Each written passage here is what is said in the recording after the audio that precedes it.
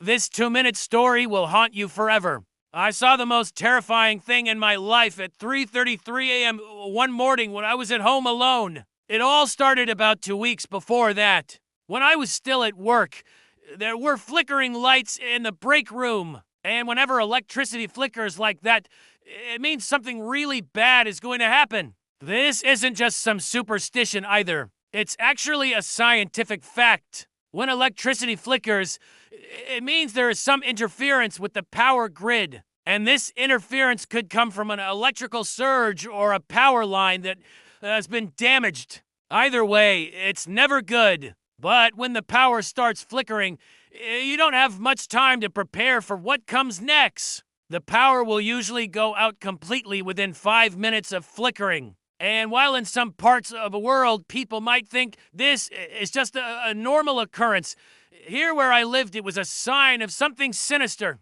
Because when the lights went out in our building, it meant only one thing: the power wouldn't come back on for a week. And during that week, we would be completely defenseless. See, our building didn't have any backup generators, and the people who owned the building didn't care if we had food, water, or light. They simply left us to fend for ourselves. That's why I always made sure I had supplies ready to go whenever the lights flickered. But this time I wasn't prepared. I just finished my shift, and I was exhausted, so I headed straight home instead of stocking up on supplies. And that turned out to be a huge mistake because the moment I got home, the lights began flickering. Oh no, I thought.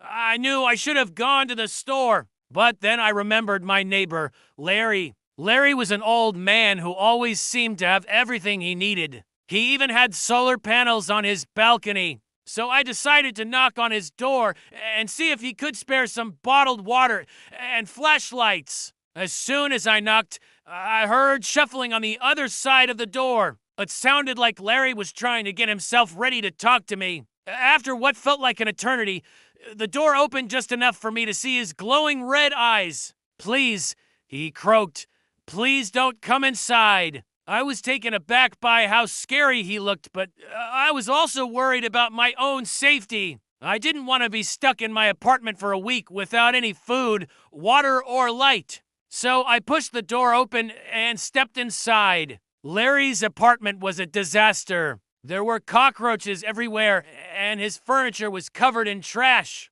But what really stood out to me was the dozens of candles he had scattered around the apartment. At first, I thought they were just for decoration.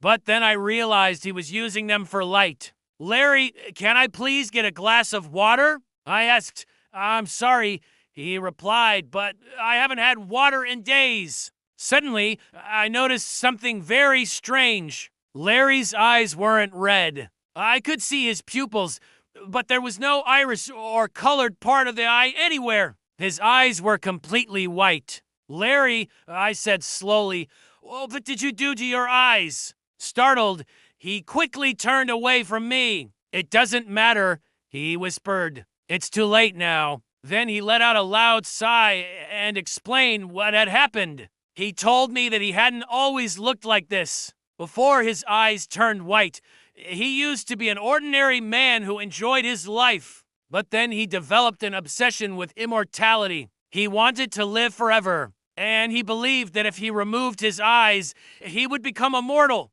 "That sounds crazy," I said, "but how could removing your eyes possibly make you immortal?" "I don't know," he replied, "but I was willing to try anything to stop myself from getting older. I hated seeing wrinkles form on my face and gray hairs grow on my head. So I decided to do something drastic. I went to the hospital and told the doctors I had a rare disease. I begged them to remove my eyes so I could be cured. And although they didn't know what exactly I was talking about, they agreed to perform the surgery. But after they took out my eyes, they told me I was perfectly healthy. That's when I realized I had made a terrible mistake. Now I was blind and immortal, cursed to live for eternity without being able to see. Then he started crying. It was the saddest thing I had ever seen. But I couldn't feel sorry for him because he deserved everything he got.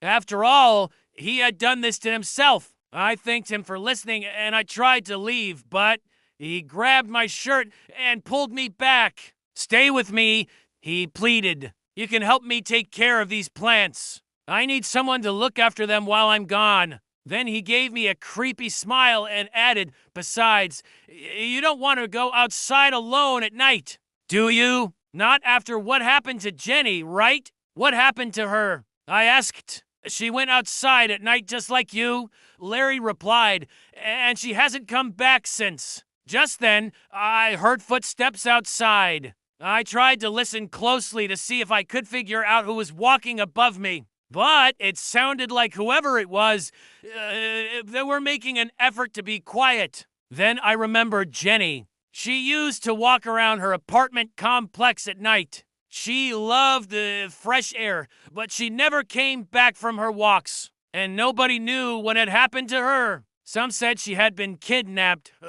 I suspected Larry had something to do with her disappearance. I knew I had to get out of there fast. As I ran to the door, Larry shouted, "Wait, don't forget your water." I stopped and looked back to see him holding up two bottles of water. One of them had a yellow liquid in it that looked like urine. Disgusted, I shook my head and continued running. As soon as I got into my apartment, I locked the door and barricaded it with heavy furniture. Then I poured all the water from my apartment S-pipes into buckets so I would have some water to flush the toilet. I also gathered up all the candles I could find and placed them around my apartment. I knew the power would be out for at least a week, so I needed as many light sources as possible. I spent the rest of the night tossing and turning in my bed, unable to sleep. Finally, at around 3:33 a.m., the power went out. As I sat in complete darkness, I could hear footsteps pacing back and forth right outside my door. They were getting louder and more aggressive with each passing second. Then I heard a loud bang as someone tried to kick down my door. Larry was out there, and whatever he wanted, he wasn't going to stop until he got it. I huddled in the corner of my bedroom as I watched the door slowly open. I knew there was no escape. Larry was inside. But then suddenly, just as he was about to reach me, he froze. His eyes rolled back into their sockets, and his body collapsed to the ground. Right then and there, Larry had died. But he wasn't the only one. All the neighbors in our building had also died. Later, it was discovered that they had all died from carbon monoxide poisoning. See, the power hadn't gone out. The entire building had just been plunged into darkness because everyone had been using candles for light. And when they died, their candles had gone out, leaving them in total darkness. That's when they had panicked and tried to get out of their apartments, but they had all ended up suffocating. As for me, I survived the ordeal unscathed because I had lit so many candles, there was enough oxygen for me to breathe. And even though I was traumatized by the experience, it was the only time in my life I had ever been happy to see the sun shining through my window. What's the scariest thing you've ever experienced? Let me know in the comments, and I will read some of the best responses in a future video. Thank you so much for watching, and have a great day.